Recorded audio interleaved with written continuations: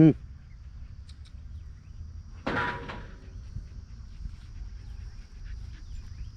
கூப்பிடுங்க.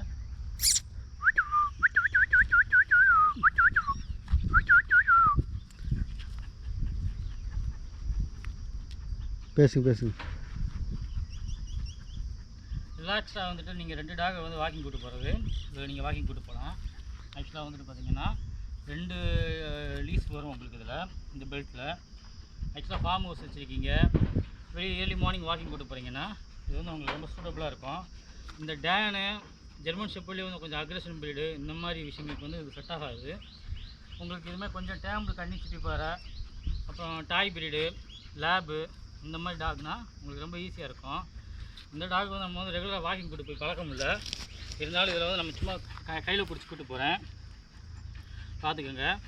இது வந்து உங்களுக்கு வந்து சிங்கிள் பெட்டில் வரும்.